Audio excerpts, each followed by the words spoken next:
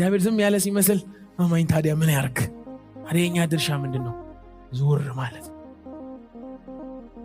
አይናችሁን ከማዕበሉ ብርታት ላይ ማንሳት። አትታገሉ ከማዕበሉ ጋር፣ ከጨለማው ጋር አትጋፉ። እሱ የኛ ድርሻ አይደለም። አለ ታላቅ አለ፣ ሁሉን የሚገዛ ብድግ ባለ ጊዜ ሁሉ የሚገዙለት አለ። መጽሐፍ እንደሚነግረን ዳዊት ግን አቤት ግን ተቀባ ግን ተሰደደ ነበር የምናውቀው። ዳዊት ተቀባ ግን ከአባቶች ወጣ። ዳዊት ግን ተቀባ ግን ለሞት ፈለጉት። ዳዊት ተቀባ ግን ይኸው እየተሰደደ ነው፣ ምንም ድርሻ የለው። አሁን ግን ይሄ ግን የተባለው ዳዊት ግን እንኳን አጋዥ አጣ፣ ይሰበሩና ይወጉት ነበር።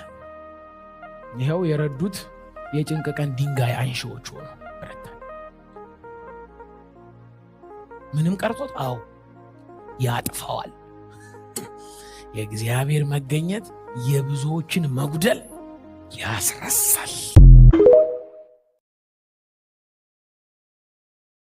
ይከለክላል፣ ጸጋ ግን ይጋብዛል፣ ይሰጣል። ሕጉ ኃጢአተኛን ያወግዛል፣ ጸጋ ኃጢአተኛውን ይቤዣል። ሕጉ አድርግ ይላል፣ ጸጋ ተከናውኗል ይላል። ሕጉ ቅዱሳን ሁኑ ይላል፣ ጸጋ ቅዱሳን ሆናችኋል አልቋል ይላል። ሕጉ ይረግማል፣ ጸጋ ግን ይባርካል። ሕጉ ኃጢአተኛውን ይገድላል፣ ጸጋ ኃጢአተኛውን ሕያው ያደርጋል። ሕጉ አፍን ሁሉ በእግዚአብሔር ፊት ይዘጋል፣ ጸጋ እግዚአብሔርን ለማመስገን አፍን ሁሉ ይከፍታል። ሕጉ የተሻለውን ሰው ያወግዛል፣ ጸጋ መጥፎውን ሰው ያድናል። ሕጉ ያለብህ ዕዳ ክፈል ይልሃል፣ ጸጋ እኔ በነጻነት ሁላችሁንም ይቅር እላችኋለሁ ይላል፣ በነጻ ድናችኋል ይላል። ሕጉ የኃጢአት ደሞዝ ሞት ነው ይላል፣ ጸጋ የእግዚአብሔር ስጦታ የዘላለም ሕይወት ነው ይላል።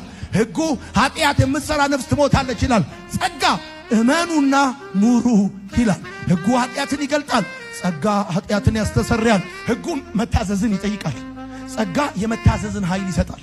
ለምሳሌ የሕግ ፐርፐዝ ምንድነው? ኃጢአትን መግለጽ። መስታወት ፊት ሄደህ ትቆማል። የመስታወቱ ሥራ ምንድነው? ቆሻሻን ማሳየት። ቆሻሻን ማጠብ ግን የሱ ሥራ አይደለም። ሕግ መስታወት ነው፣ የሰው ልጅ ያለበትን ኃጢአት የሚያሳይ መስታወት። ጸጋውስ ኃጢአቱን የሚያጥብ።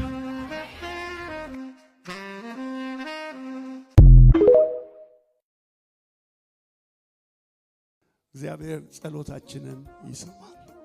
እግዚአብሔር ጥያቄያችንን ይሰማል። እግዚአብሔር ለጸሎታችን መልስ ይሰጠናል። ለጸሎታችን መልስ ይሰጠናል። አብዛኛውን ጊዜ እኛ እግዚአብሔርን በማክበርና በማድነቅ የምናጠፋው ጊዜ ጥቂትና ትንሽ ናት። ዕንባቆም በመጀመሪያ የጸለየው የራሱን ጥያቄ በማቅረብ ነው። ምን ያለው? እኔ ስጮህ ለምን አትሰማም? ብዙዎቻችን